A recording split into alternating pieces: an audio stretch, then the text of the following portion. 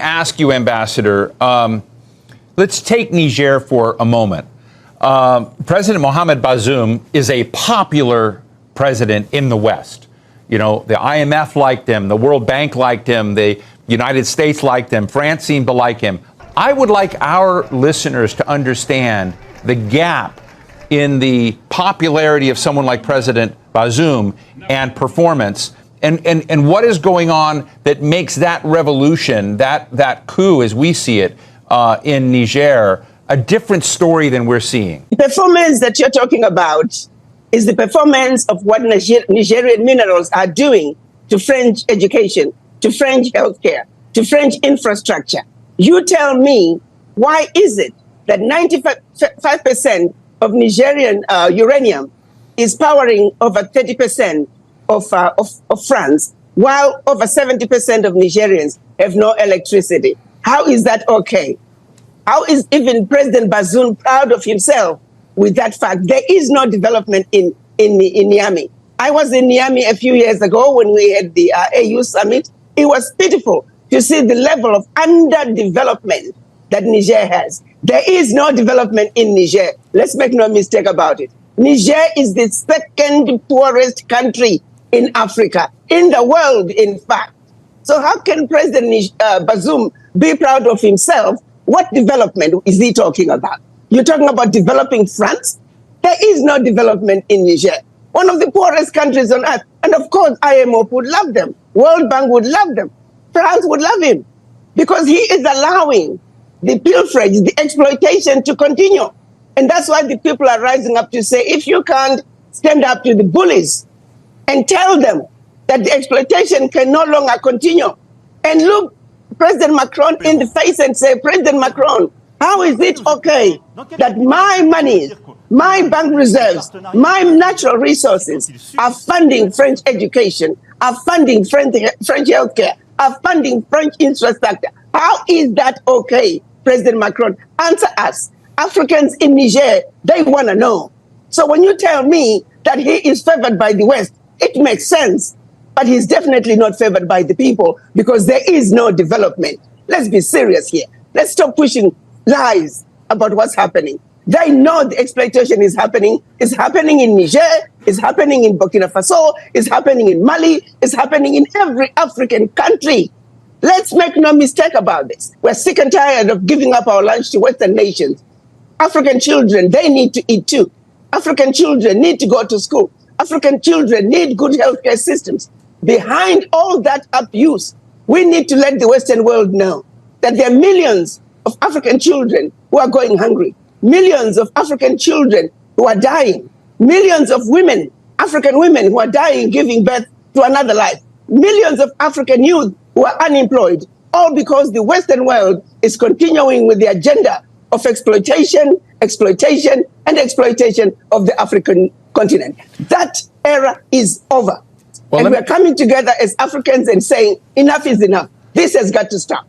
From a practical viewpoint, and I just want to challenge you for a minute. I think a lot of people in France who might say, hey, we've got to do something, we have an obligation to do something, see their resources as necessary. How do you get it right? Because if you go to no resources coming into these countries, is that okay? Or what would you advise those in the international development field to begin using as their North Star in how to get this equation right so that Africa can grow on its own terms, but that it's not necessarily cut off from the rest of the world?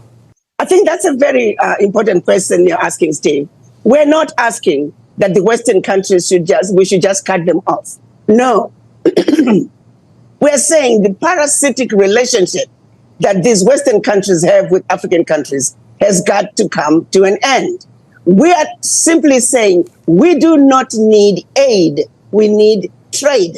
They must come to Africa, treat us with respect, treat us as equals. You take, for example, Niger is selling its uranium to France for 80 cents a kilo, when the rest of the Western countries are buying the same uranium at $200, 200 euros per kilo. It is amazing. Over 99% of the value of their uranium is going to France and other Western nations. Value that should be coming to Niger. That is wrong. It is thievery of the highest order. We're simply saying, come to Africa and treat Africans fairly. Trade with the Africans fairly, just like you trade with other nations. And yes, sir, we need foreign direct investment. We need our Western allies, but our Western allies must understand Africans are humans too. Their needs are just as important as the needs of those citizens of the Western nations. Ambassador, we're talking a lot about France, in part because these coups and the changes in government are happening in all the countries that were part of the French colonial history in Africa and that whole story. But, you know, some of the other big players in the world may be complicit in some of this as well. And I'm interested in your thoughts on the United States and how it gets it right, on Russia, on China, all of which are major players chasing these same minerals and same assets in Africa. I would advise all of them that this is again time, like I used in my last interview with you, that it's time for all of them to call for timeout if this was a basketball game. Now, I'm going to start with the United States. The United States is actually in a very interesting position when it comes to their relationship with France. France is like a wounded shark. France is like a wounded elephant. You know, like the going says, when you are swimming with the sharks, when one starts to bleed, you get out of the water. My advice to the United States would be, France is bleeding really, really badly. France is wounded really, really badly when it comes to its relationships with Africa. So I would advise the United States to get out of the water, distance yourself from France, because you do not want the negative sentiment, really bad sentiment that the Africans have about France to bleed over to you, the United States, who I still feel that they're in a very good position to take a leading role in their relationships and trade relationships with Africa. So to the United States, I say, France is bleeding, get out of the water. To the rest of the other nations, they've already picked up and realized on it.